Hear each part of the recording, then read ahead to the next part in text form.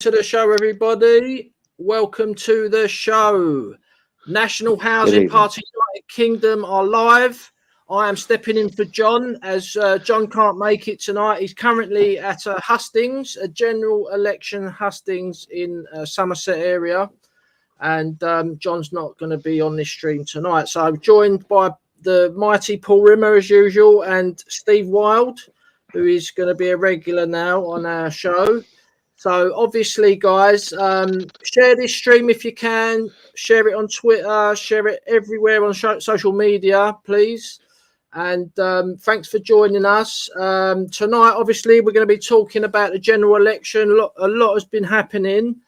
Probably the most exciting general election in our lifetime, this one. You know, so many different outcomes could happen. And I'm going to hand it over to Paul Rimmer to give us a bit of an introduction. And I'm going to make sure it's being shared everywhere. Go on, Paul. Well, this is an extraordinary general election, isn't it? Because of one man, really, Nigel Farage. As soon as he entered the race, it was like a hand grenade going off. It threw everybody out. So I think there'd already been some sort of agreement in the background that Rishi Sunak, a completely useless and visionless Prime Minister, was going to hand over the baton to Keir Starmer.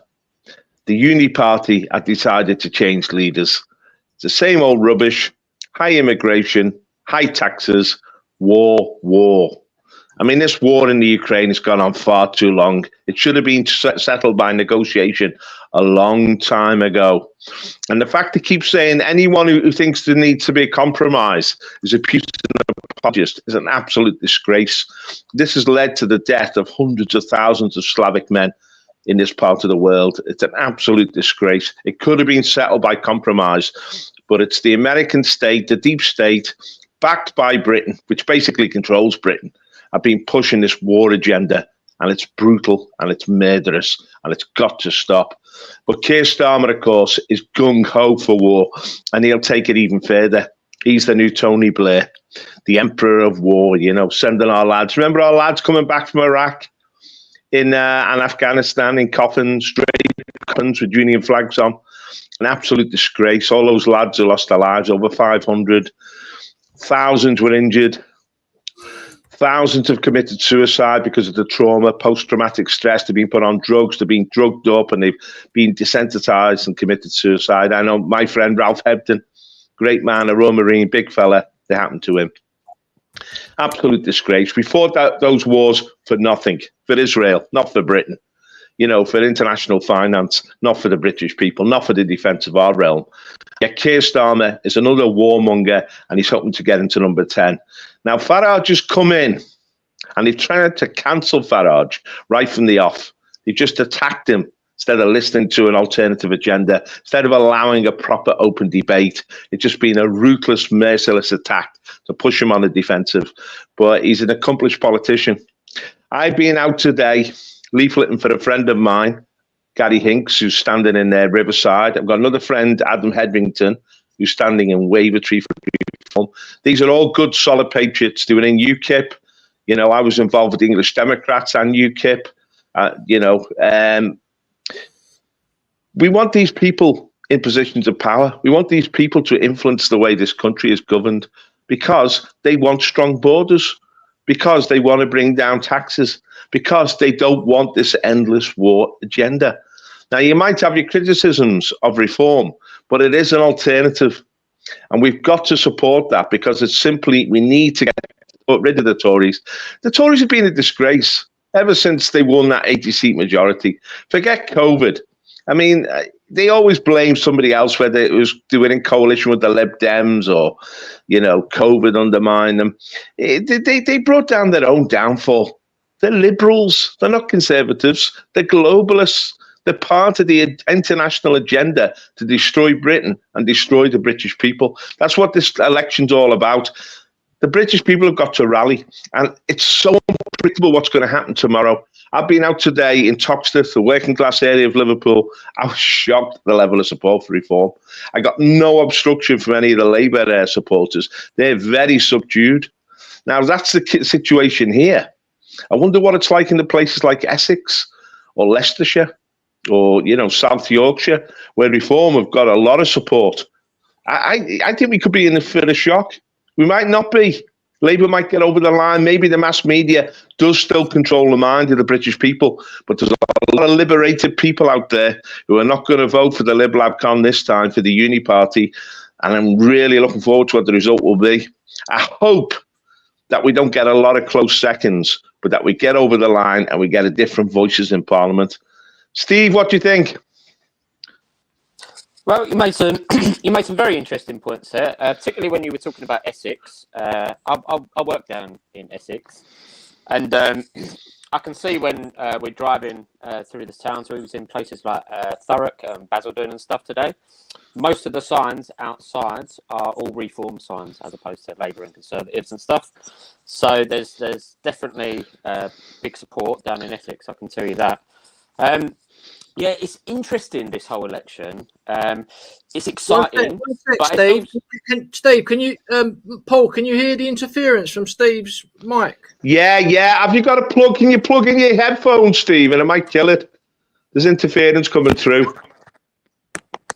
But it was really interesting what you said about all the signs being for Reform in Essex, because there's a popular wave here that's not being carried into the national media. The national media are pretending that Reform are just on the margin, but that's not what I'm hearing. I know the Labour constituency is being mobilised now, the public sector unions, the big, to carry a lot of clout. The Labour constituency is a powerful bloc, and it's being mobilised and it's starting to assert itself. But amongst the ordinary members of the public, I'm finding so much support for Reform. It's unreal. And the Tories have almost evaporated. Steve, have another go. Mr. Wild. So it's better, the sound? No, not really. No. Crackly. Try different mic. Try and do it without the headphones.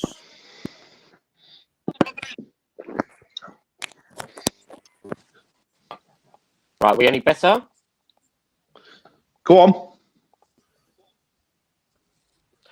Carry on, Steve. We any better?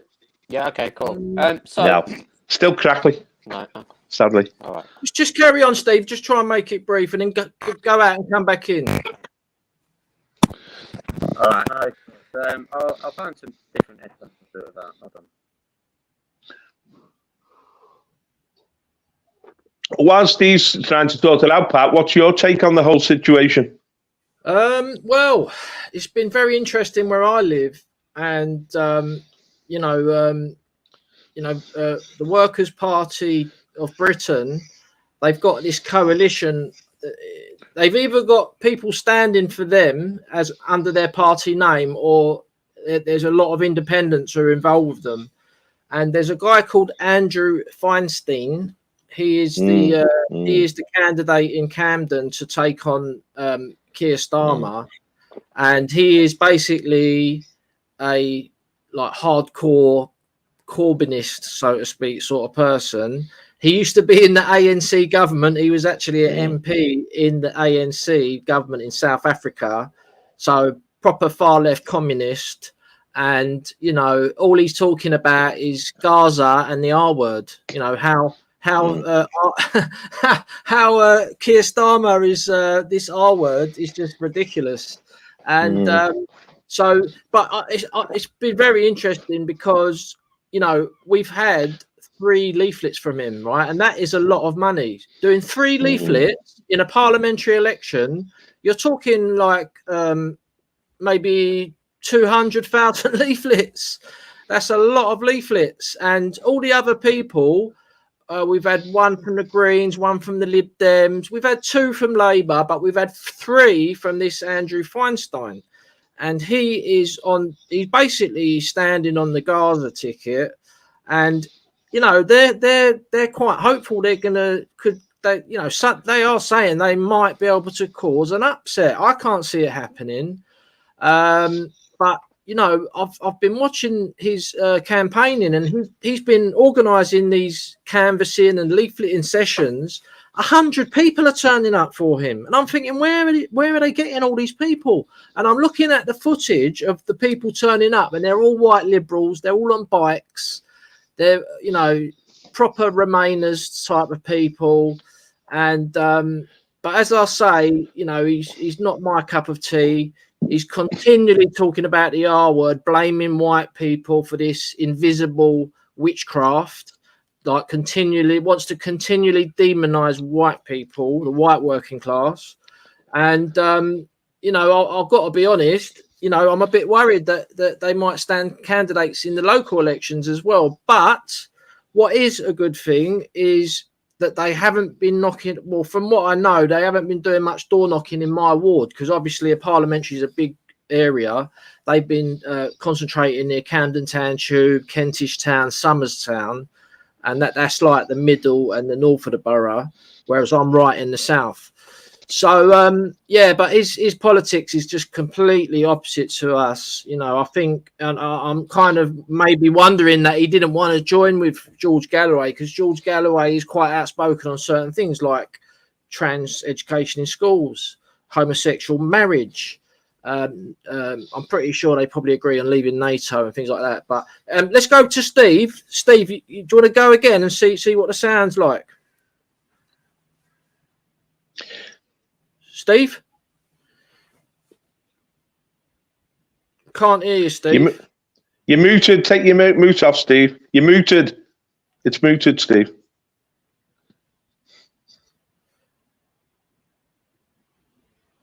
Go on.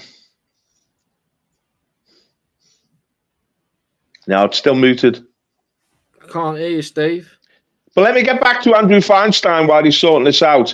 Andrew Feinstein is a Jewish guy, a Jewish Trotskyite from South Africa.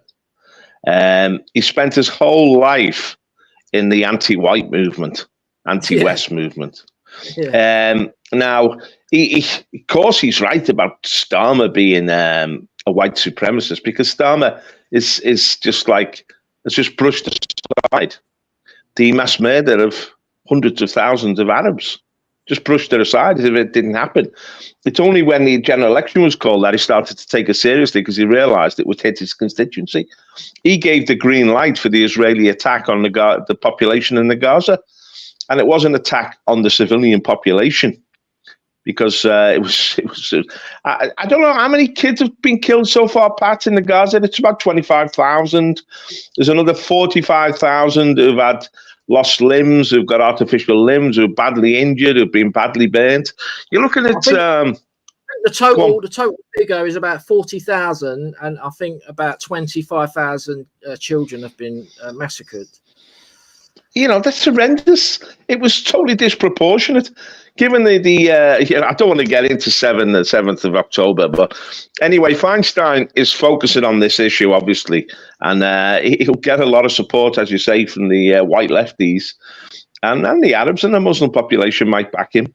But as far as having a wider agenda, he's miserable. You know, he's our arch enemy in so many ways. I think Keir Starmer, and you'll be aware of this, Pat, will already have the vote locked up in the postal vote. He'll have his constituency registered for the postal vote. The labour unions, the public sector unions, and the liberal professionals in the education sector and in the health sector, etc., the service, the local government, they'll all be voting for Starmer. And that, you see, this is a bloc which is going to be difficult to defeat. Reform can mobilise people, the people's army. It's a bit of a ragtag bunch, you know, come together at the last minute. But Labour has got this organised postal vote, which is based on organisations like the public sector unions, like the mosques, like the black churches, you know, the Operation Black vote, which Labour mobilises. And then you've got the liberal professionals who are all organised and mobilised to vote Labour. So Labour's got a big constituency. They can bring 30% over the line straight away.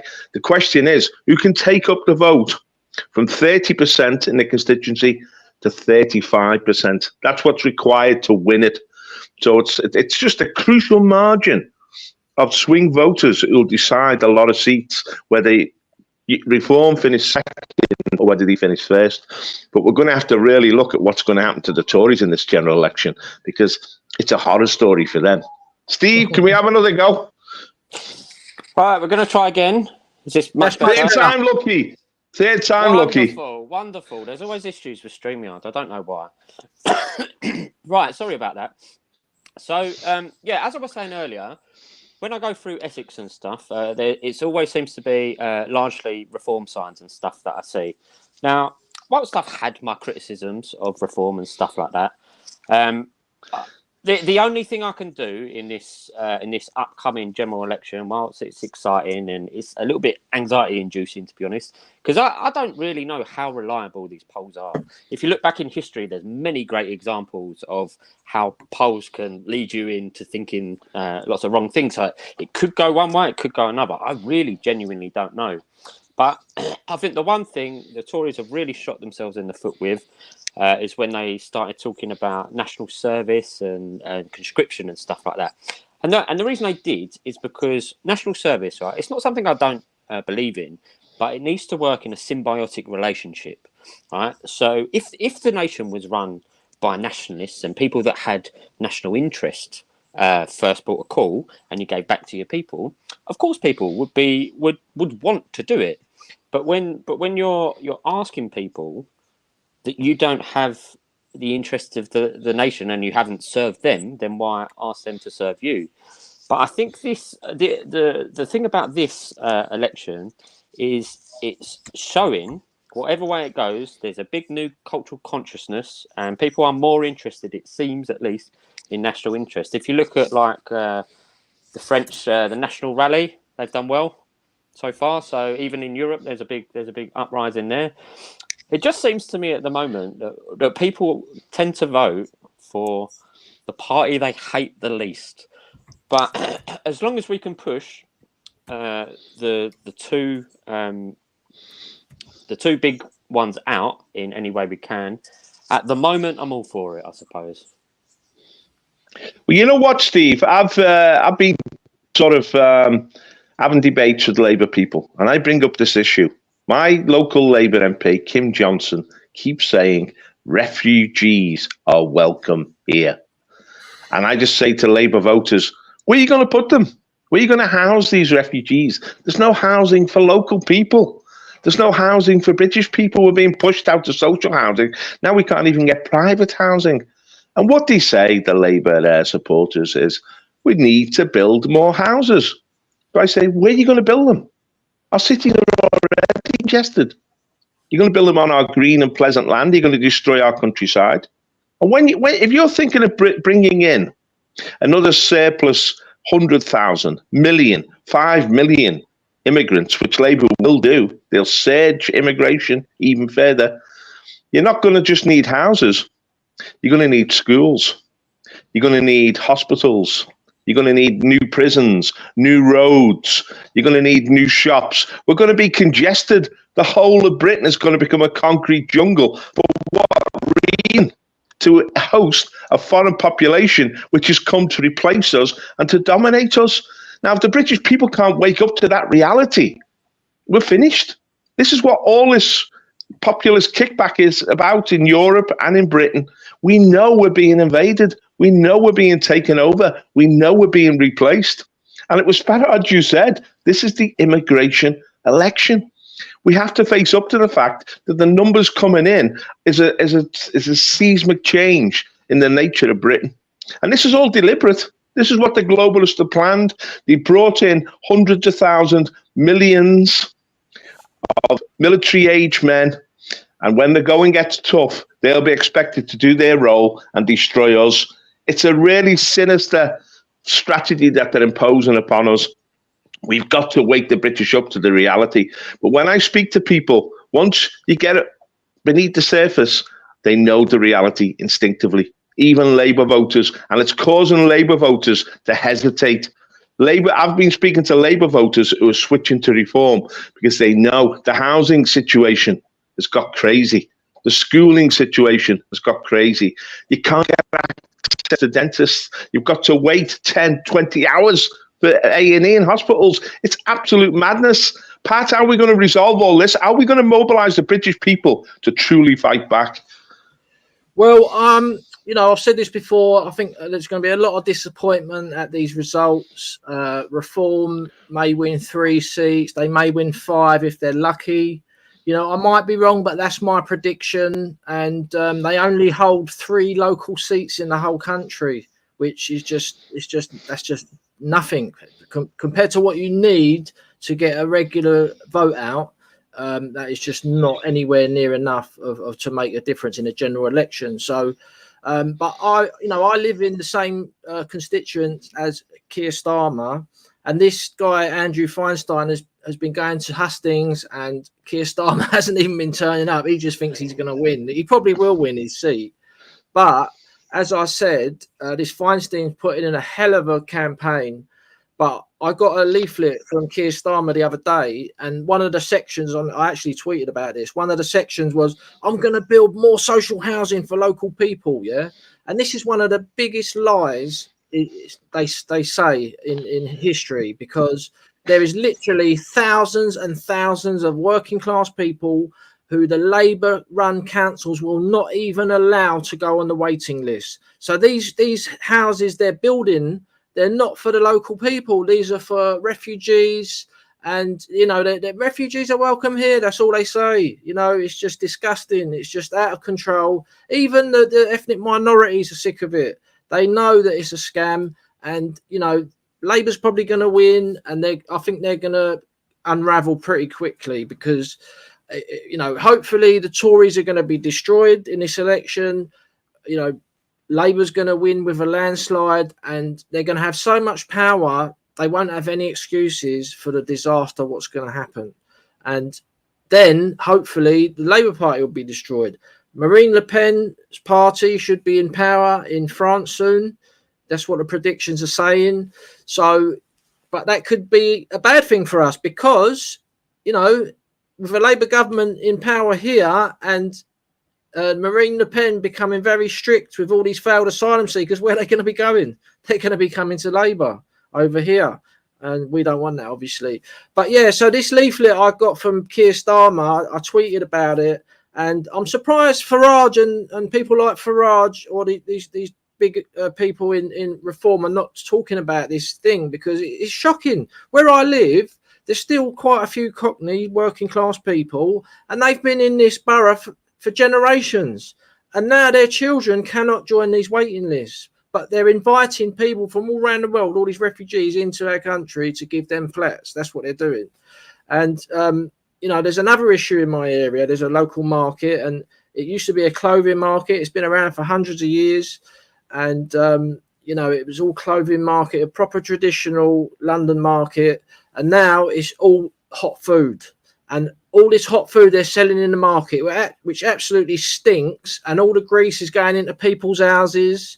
They got to keep their windows shut on the estate down Leather Lane, and it's all hot food for the office workers. So again, there's been loads of complaints to Camden about this, and Camden Council are just ignoring the local residents for their concerns, the unhygienic conditions in the road of the market, and the Camden Council are more worried about outsiders, these office workers who don't live in the area, and they're being sold all this food, and it's very unhygienic for the local residents. So you've got the refugees, you've got the office workers from outside, and Camden Council are just losing it. And the working class are turning away from Labour.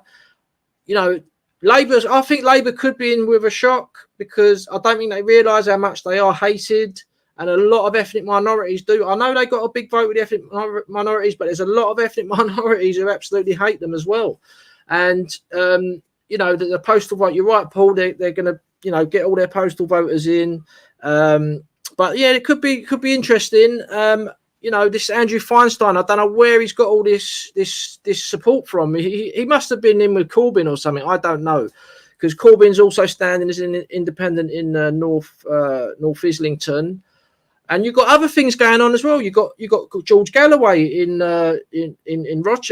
Rochdale. He is the sitting MP now at the moment, and Labour are so desperate to get rid of him. They've colluded with the enemy up there, and there's a big investigation. I don't even want to mention their name, but they're up there trying to get George Galloway out of the seat. And apparently Labour's been knocked into third place in Rochdale behind Reform. So like Workers' Party's polling first, Reform second, Labour third. So, you know, and there's other places Workers' Party are fighting against Labour as well. So it's going to be interesting. Like I say, it's the most fascinating election we've seen in our lifetime. I mean, you've seen a few go past, Paul. This has got to be the biggest one so far, isn't it? Well, it reminds me very much of the 1983 election when the Social Democratic Party emerged, when Labour split, you know, during the Foot era. And the Social Democrats had a lot of momentum. They had a lot of money. They had a lot of, they were actually supported by the national media, by the BBC and ITV.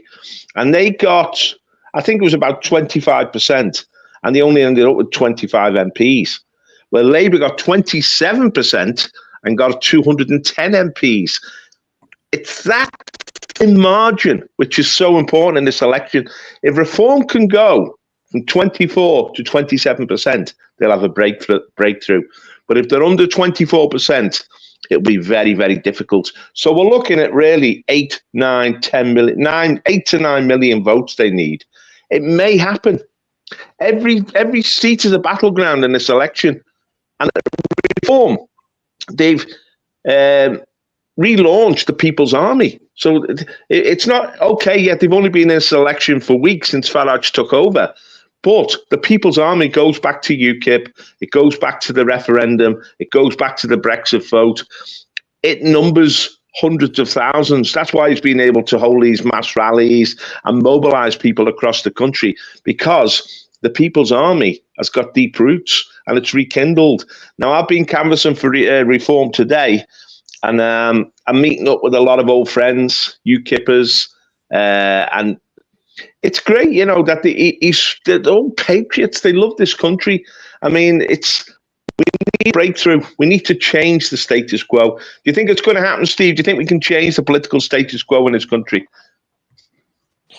Well, at this point, regarding this election, genuinely, I've been trying to figure it out. I've been trying to look at the polling data. I've been trying to get the consensus online. I've been speaking to people in the street, what they actually think about stuff. And I genuinely think it could go anyway. I really don't know. Nothing would actually shock me, to be honest. When it does come to Labour, though, I actually think they're being a little bit too cocky for their own good. And the reason I say that is because people haven't forgotten that Labour resided over the bankers' bailout in 2008. You know, they were responsible for the Iraq War. They basically turned their back on their voter base. I mean, even way back in the day, you know, they turned their back on the trade unionists. So they're really not a party for the people anymore, and they certainly aren't opposition. You know, I can't even consider them soft opposition. They're, what you said earlier, very much a uni party at the moment, and I think people do see that, and certainly I think the younger people that would be voting for Labour, I don't think they are going to do it. I do think there's going to be a bit of a shockwave when it comes to like the Workers' Party and Reform and stuff like that. I really can't tell at the moment. I mean, in my area, I've got 7 candidates. So I've got the Workers' Party, I've got Heritage, I've got Reform, Labour, Conservatives, and a few independents. I've got the Lib Dems as well. And I'm talking to so many people about what they're doing, what they're voting, and people still don't know. So, and I don't know how reliable polling data is. So it's exciting times, guys, I suppose. But the thing is, Steve, and this is really important, a lot of people think this policy, you know, that Reform is inadequate, that it hasn't got the right policies. That's irrelevant. What this is a war of position. It's not a war of power at the moment. The position is we need to break the status quo. We need to break the uni party's grip on power. That's why we all need to vote for Reform. Maybe the Workers' Party might be appropriate in other places.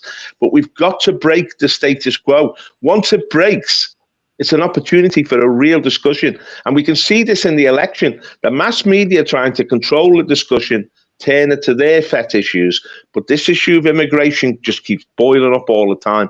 We need to create a new national debate in this country. This is why it's so important that reform breaks through and breaks it.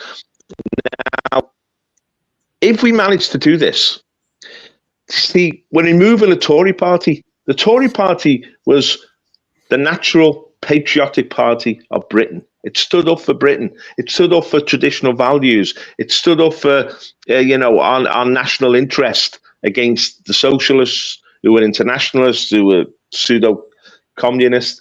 But the Tory party have ceased to be a national patriotic party. They're now just liberal globalists.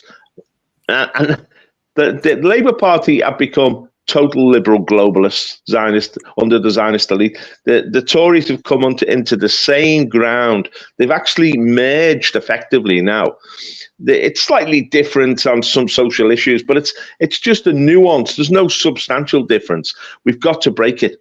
A lot of the Labour candidates, I was speaking to a guy from Wakefield on Sunday, and he said, I'm voting Labour. I said, why are you voting Labour? They're traitors.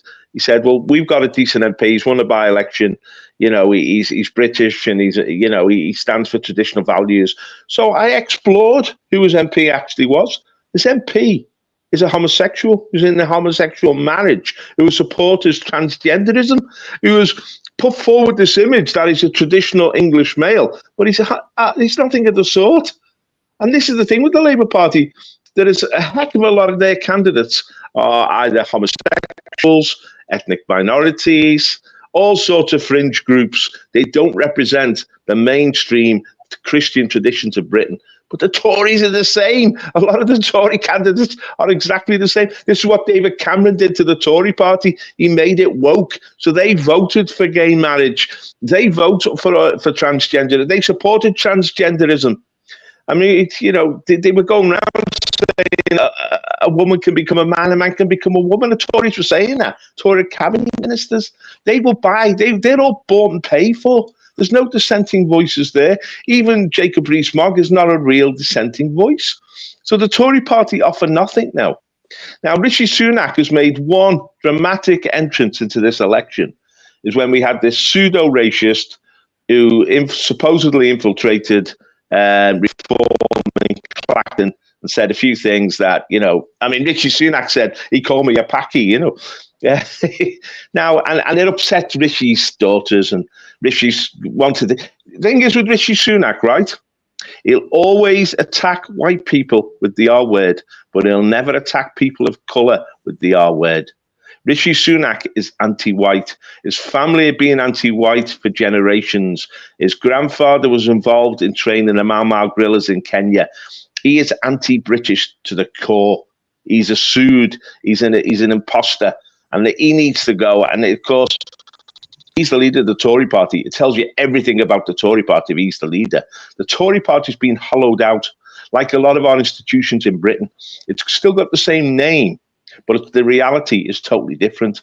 They're now treasonous organisations. It's got to go. I would say to anyone who thinks I'll vote Tory just to keep out Labour, forget that. The two cheeks are the same backside, and they've got to go. And this is the role of reform in this election. Don't scrutinise reform policies. Don't look at reforms past. Just recognise that reform can smash the status quo. And once the status quo is smashed, it's an opportunity for new voices and new parties to take ground. Pat?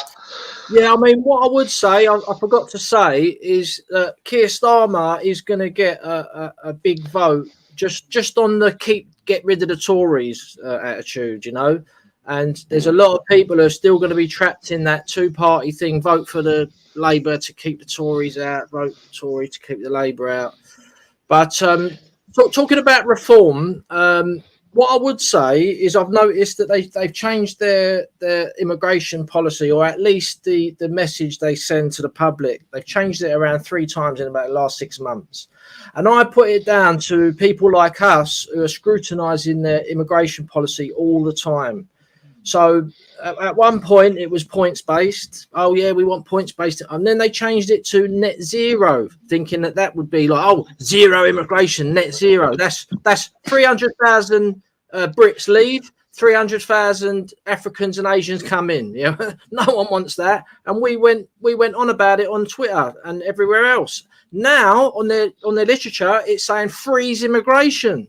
So, you know, our pressure, because let's have it right. Yeah, we're at the bottom. Well, we're not right at the bottom of the pile, but we're near the bottom of the pile. We're a pressure group. We're never going to get into power, you know, in our lifetime, you know, but we can change party policy for the parties above us, parties like UKIP and Reform who are above us. And you know, we need to speak out about these things we feel passionate about.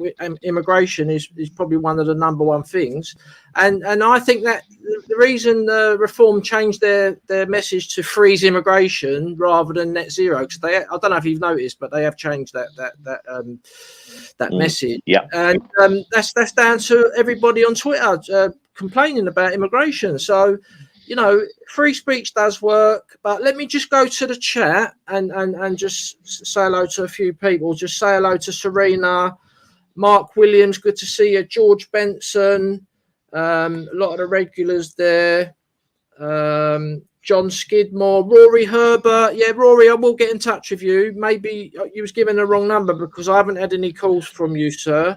I will get back to you. Hello, Gerald Fisher, one of our top members there, and Anatolia Venice, hello there. John.lawwrence there, he's at Hustings tonight, couldn't make it. Chris Holloway, hello there. Harren Polno Missia, whoever that is, welcome to the show. Oil Poil, hello there. And the English thing and a few others there. Good to see you all there in the chat. English Weather, nice to see you there. If people can donate to us, we would be very grateful, because straight after this general election, we are going to be going into the local elections full scale. We've got a number of seats around the country we're going to be targeting, and, you know, we need to start targeting local seats. We're a small party. We need leaflets. So if you can donate, please go to the website. There's a link on the website to donate. If you have any problems, please contact us. Or even better, if you want to join the party, £22 a year, £11 a year unwaged. So that will be a great help when people join us, because it motivates us and we know people are behind us. We also get a bit of money for the leaflets. You know, we don't drive around in flash cars. You know, we all work. We're all working class people. We fit this in our spare time for the love of our country. We're a Christian nationalist party. We want Christian values brought back into our society. Our society is going down the wrong path, and we've got a great party here. Steve's joined us recently, and we're very happy about it. And, you know, we've got John Lawrence, Paul Rim and myself. Got somebody else who's joined who's quite high profile. Good to see you there, Dave Parker, in the chat, another top member of our party. So, yes, thank you for everybody in the chat, and I'll go over to Steve now. What do you reckon so far we've been talking about, Steve? Yeah, I think it's dead interesting what you were saying, Pat. I think it's important what you were saying to when we do get sort of these third position parties, or at least they claim to be. I think it's right to criticise soft positions, and you can sort of culturally pressure them and push them to change certain things. That can be done with criticism. I'd say it's important not to attack too hard. People that are very genuinely sort of trying to be on your side. That's something I've found. I've been guilty of doing that in the past, by the way. But I'm looking at this as the largest thing. I always say, if you look at things like Marxism and the reason that we have communist rhetoric in our schools, it's because they played the long game. They played it really slowly. So we need to play the long march back, and we need to invest our time in one another. Not like we can have criticisms and that, but if we've all got the same end goal, I can get on with that, and we can strive forward to get there. It seems to me, however, people don't really unify too much unless there's like a crisis. And I think the country and Europe as a whole, in fact, is very much on the brink of crisis. So it's a good opportunity for people to have their national interests in the right place, have faith in each other to do that, because we do all want the same traditional things. What I like about this party in particular is that you push Christian values. I think faith's a good backer of what you should do. Also, Paul, you said something earlier that I just wanted to touch on briefly. You were talking about that fella that claimed to be like a really traditional man and all that in his home. Have you ever noticed that all of the male presenters on GB News are gay? Just well, I mean, it's a mafia, isn't it? And like the Labour Party, I mean, you get these women, these men who present themselves as just normal people, and then you find out that in homosexual marriages. For me, that's not normal. It's not normal. It's not Christian. It's not what we want in our country. It's not an example we want to send to our younger generation. Now, people say that's out of date. It's not out of date. It's eternal. If men and women don't come together and bear fruit, there are no children in the future. There's no future for our nation or our society for any of us. But I want to come back to this issue of what's actually going to happen after this election. What Pat's talked about there, small parties. Pat said, we will never get in power. That is not true, because what is going to happen is that everything is going to be different. All the old forms, all the old norms are about to collapse, because this ongoing immigration into Europe is not going to stop. It's an avalanche, and it's just going on, and it's going to change every aspect of our society. It's going to render the welfare state inoperable. There's not enough income. They're taking too much out of the welfare state. They're draining us dry. We have a demographic problem with aging. We have a lack of children in this society, and that's going to really impact society going ahead. All the norms of the past are going to disappear.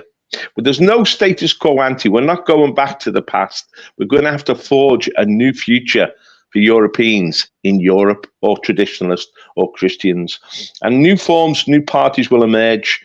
We represent a small party, but we represent a mainstream of ideas. We speak common sense. We speak what people really feel and want. And therefore, we will have the opportunity to grow rapidly, not simply as the National Housing Party, but to merge with other parties, with like-minded people, to form alliances and coalitions. And you see, once the Lib-Lab con is cracked, once it opens up for smaller parties, and this is going on right across Europe, don't forget. And in the background of this is the war with Russia. If NATO loses this war with Russia, or it escalates and becomes brutal, and they try and mobilize us to fight it, that is going to create another crisis throughout Europe. There are all sorts of crises coming together: a mass immigration crisis, the housing crisis, the fiscal crisis, the financial crisis, the military crisis. And of course, America is losing its dominance over the world. China is undermining America. The Islamic world is exploding. Everything is up in the air at the moment, and therefore the future is unwritten. But the old norms have gone. They've disappeared. And this is what this election is really showing. People want a transformation. We need a voice to speak for us, for the British people, for the traditional British people. That's what we have to reiterate all the time. Pat has said for a long time, we're in a period now of dramatic change, but we need someone to represent us in this process of change. And this is why we exist. Pat? Yeah, I mean, we're coming to the end of the stream nearly, and I would just like to say something that I'm quite proud of myself, because in 2019, not everybody, but masses of Patriots and Nationalists put their trust in Boris Johnson and Nigel Farage, and they let us down severely. It's been a disaster, and at the time I was literally canvassing in Hornchurch and Upminster constituency for the BNP. We knew we was going to get a rubbish result, but I'm so proud that I didn't vote for Boris, and I didn't support his campaign, because I didn't trust him. I don't trust the Tories. And the problem is everybody's putting faith in the same people again, because basically, Farage gave all the power back to Boris in 2019, and now everyone's putting their faith back into Farage. And you just can't turn up at an election 5 weeks before the election and expect to get a dramatic result out of it. And this is what we got to learn from this. You know, I'm starting 2 years. 3 years I've started before my election. I'm knocking on doors 3 years before the election. You cannot, like this Andrew Feinstein in my area, he's started like 5 weeks before the election. You know, he's got an army of people knocking on doors. It's not going to make any difference whatsoever. And, you know, we need to learn from this and understand, you know, you just can't turn up 5 minutes before an election and expect. This is what happens every election. And you need to start early, and you need to get to know your voters. You've got to knock on doors. That's the only way you're going to win elections, is by knocking on that door and speaking to the voter and look them in the eyes. And you'll soon find out if they're not going to vote for you, and then you might as well just give up. But if they say they're going to vote for you, you know they will. And you get them on a postal vote. You get a database of all the people who are going to vote for you. Yeses next to all the names, and then 3 weeks before the election, you go around and you go to the exact doors who you spoke to already, and you make sure they're going to go and vote for you. It's a long process, like Steve was saying. It takes a long time, this stuff, but the tide is turning to our way of thinking. There's no doubt about that. And at the end of the day, what I would say, you know, we're a pressure group, and the reason we'll never get in power is because if we get so much support that everyone's voting for our policies, the parties above will quickly change their policies. That's what we want them to do. That's what UKIP done with the Tories. They forced them into doing the referendum, and they've reforms sort of done it with them again, but the Tories didn't do what the public wanted. The public want the boat stopped. They failed. The public want immigration dramatically reduced. They didn't do it. And, you know, the best thing for me on July the 5th would to see the Tories with less than 20 seats. That would just be like, that would be bliss for me. And then, like I say, unfortunately, that will mean that Labour are going to have immense power, but they're going to show their real hand, and the public are going to see what they're really like. It's going to implode, because they've got different factions in Labour.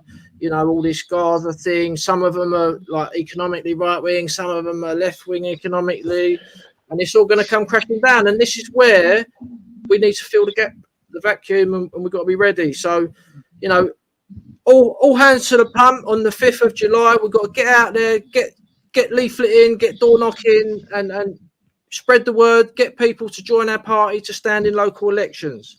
And I'm quite optimistic for the future. I just can't wait till this election's out of the way. And but it's going to be very interesting. And I still haven't decided, am I going to stay up all night and watch it, or just get up early the next day? Over to you, Steve. Yeah, well, the one thing, the only result really I care about seeing this much in this general election is that the Tories are out, mate, and done for. Because whilst people might be really upset, even if Labour do get a big win, right, at least they're gone and they are dust, right? And I've wanted them gone for years. Now, when Labour are in, that means that there will be a forthcoming crisis. And that means that the momentum that we all currently have, we can keep going and push into a new, bigger, greater movement. And those wheels will not stop turning if we keep the momentum going. As long as the Tories don't win, which I very much don't think they will, then we have a good point. Because, like you said, when you pressure other movements, right, like now Farage is talking about 2016 talking points that he never used to touch. And that is down to the people. That is down to us putting pressure on them via social media and stuff like that. So it's all very important what we're doing. But I do share optimism, even in a forthcoming crisis. I think if you look at the long game, we can get there.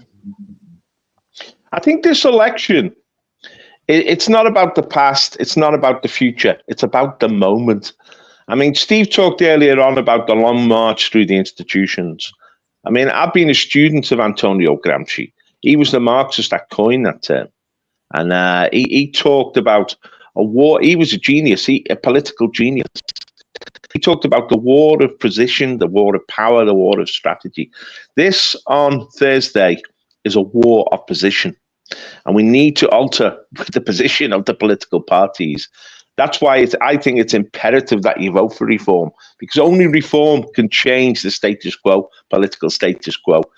Now, I don't want to see Labour in power, because I know once Labour get in power, they will become draconian. They will be trying to outlaw freedom of speech. They will arrest activists. They will arrest people like us and try and lock us up. They did it last time. Blair did it. Labour will definitely take us into a major war within 6 months. The brewing wars are brewing with Iran in the Far East, of course, in Ukraine, with North Korea. There's wars brewing around the globe against Islamism. I mean, Keir Starmer is an ardent Zionist. The Zionists don't want peace in the world. They want turbulence so that they benefit and they can expand their power base. It's a nasty scenario ahead. If Labour get in power, we'll see the body bags being brought back to Britain again.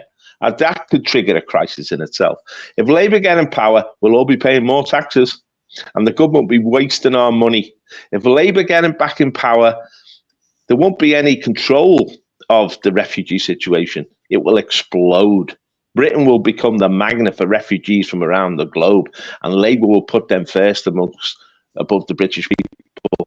And Labour will denigrate the British people. They'll produce in the education system, in the media, a non-stop anti-white agenda, which will be more vicious than ever. It'll be dangerous to be white in this country soon if Labour get in power. There'll be much more violence on the streets against white people. It'll be like the Democrat Party in America on steroids. The Labour Party are much more evil than people realise, and they're ferociously anti-British. So for your own well-being, make sure they don't get a big majority. I'm not saying vote Tory. I'm saying vote reform, because they're going to scatter the status quo. It doesn't matter what Nigel Farage says or what the party represents. They're the force that is going to undermine the security of the Liberal outcome. They're the force that is going to give the two cheeks of the same backsides and the hole in the middle, which is the Lib Dems, kick up the backside. That's why I've been supporting them, because it's just about the election. Beyond the election, it's different horizon. Everything's changing in Europe. This ongoing extraordinary levels of immigration is totally transforming our societies. We're in danger, guys. We've got to sound the alarm. The peoples of Europe are in real danger of being overwhelmed and replaced. This is what the globalists have always had as a strategy. They want to destroy European civilization. We're in a battle, and this battle is going to get a lot sharper, and it all starts on Thursday. The old world order is going to be swept away. It's going to be swept away in America. It's going to be swept away in France on Sunday. And we've got to fight for our people. We've got to fight for our values. We've got to fight for our future. And it's going to be a fight. And we've got to get organised. That's why the National Housing Party exists, because we need to form units. Yes, we've got reform. We've got the People's Army, but they won't face all the big issues. They haven't got, because they're trying to get a presence on the public platform, on the public stage, they're compromising on so many issues. We have got to speak truth to power, including to the Reform Party. We have got to speak truth to the British people and say, this is the real threat you face. And there's only one way out. That's it. We've got to have an organisation which bats for the British people. Steve? Yeah, well, I don't disagree, my friend. If you, as long as you don't vote for the two main parties, I'm looking at the wider picture, and quite frankly, that's the best outcome I can see at the moment. Is if everyone votes in a third position, and as Paul rightly pointed out, that is when you can mobilise. And then, even if you have a party, listen, that party is full of like ex-bankers and ex-Tories and stuff I don't particularly trust too much. However, they are a third way in, and once they are, they can stand up to our scrutiny, and then you can form different policies a lot easier. So that's the longer game, I feel. Yeah. I mean, I think we should have some predictions here, because, there's a lot of outcomes. We're living in very unstable times, and just the fact that it could be a Labour landslide with Tories being annihilated with under 40 seats is unprecedented times. It's very unstable world at the moment.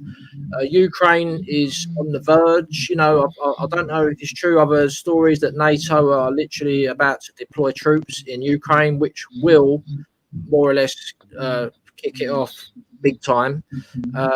So yeah, let's have some predictions. I mean, I predict that Labour are not going to get as many seats as the polls are saying. I do predict Tories are going to get absolutely hammered and maybe end up with like between 20 and 40 seats. I predict that the Workers' Party of Britain may not win any seats at all, right? I predict Reform Party will win between 3 and 6 seats. And not sure about Lib Dems and Greens, but that's my predictions, guys. Over to you, Paul. This is a tough one to call. The worst case scenario is that Reform finish second in 200 seats and hand power to Labour with the supermajority. And that will give Labour free hand to do whatever they want in this country. And it will empower the deep state to an incredible degree. The best case scenario is that Reform has got the momentum to take those second places, which are very narrow in a lot of seats. On Thursday, the Reform poll will come out and it will actually win these seats. Now, it's the postal vote militates against that, but I think it's still a possibility that it could happen. If that happens, I think Reform are going to be second in over 200 seats. If they can turn them into first, a different scenario. As for the Tories have got their shires, which seem relatively safe. They've got maybe 150 shires that they control with majorities of over 10,000. But, I mean, people are so disillusioned with the Tories, anything could happen. The Lib Dems might surprise a lot of people, especially in the southwest where they've got a core support. But my hope is that these second places that Reform, which they've managed to achieve in an amazingly short period of time, can on Thursday just get over the line. And then we'll see a totally different scenario. But we need different voices in the House of Commons. We need it. The question is, will the Reform get 5 million votes, 6 million, 7 million? If they can get up to 8 million, they will actually break through. But they need that. What I would say to you, everyone out there, is vote Reform on Thursday. Change the status quo. It's our only hope at the moment. I can't see the Workers' Party having much impact. They've sort of faded in this election. The other parties seem more or less irrelevant. The Nationalists are going to suffer in Scotland, the SNP. I was speaking to some Scottish ladies over the weekend, and they were ex-SNP supporters, and they actually loathed the SNP. These were Catholic Scottish women who were like the main constituency for the SNP. They've turned against the SNP, and that's good news because they're a bunch of absolute ratbags. So, yeah, it's in the air, and my heart says Reform can do it. My head says it's going to be a Labour supermajority. I just hope my heart proves right. Steve? Yeah, so it's a very difficult one to call. Like I said, I genuinely think anything can happen here. The one thing I'm relatively certain on is that the Tories are going to get smashed either way. However, like even in my area, for example, my MP's a lady called Kelly Tolhurst, and she's very elusive. But she has these big signs around there, and they've all been ripped down, and there's Reform signs everywhere. So, people are changing their tune, definitely. Certainly in my area, anyway. So it could go a number of ways. I really, really can't tell, to be honest. But as long as the Tories get smashed, that's something to celebrate for me. So I don't know. Yeah, cheers, Steve. So we're coming to the end of the stream. Thanks for everyone who's watching. I just want to remind people we're going to have an explosive stream next week. This is going to be a few days after the general election, and it's going to be about 9/11. We've got an airline pilot coming on who was basically cancelled because he spoke out about 9/11, what he thought really happened. And he is an airline pilot, and he says that there's no way in the world that these Muslim terrorists, supposedly Muslim terrorists, hijacked these planes and flew them into the buildings. He categorically swears by God that this is not true. He's going to explain it all on this stream next week. And it's a fascinating subject, 9/11. It's really changed their lives, that incident. A lot of people don't realise how much that changed their way of life. You know, all the terrorism we had after the Middle East invasions, which was because of 9/11. And it's going to be fascinating. So tune in next week for that. That's going to be the 9/11 special. And thanks, Paul, for your contribution. Thanks, Steve, for your contribution. Thanks for everyone in the chat. Please support our party if you can. We're going to be diving straight into the local election campaign straight after the general election, because we've put everything on hold for a few weeks. I stopped knocking on doors because we're not standing in the general election. Shout out to British Democrats. They're standing 5 candidates, a couple in Kent, 1 in Essex, a couple in Yorkshire. They've been banned from a few hustings. They haven't been allowed in the hustings. You got Heritage standing 41 candidates. SDP are standing a few as well. So there's a few people standing, and we'll see what the results are on Friday morning. And thanks for everyone. Jesus Christ is King. And thank you, everybody, for watching. And we'll see you next week. Thank you. Cheers, guys. Cheers, Steve. Thanks, Pat. Cheers.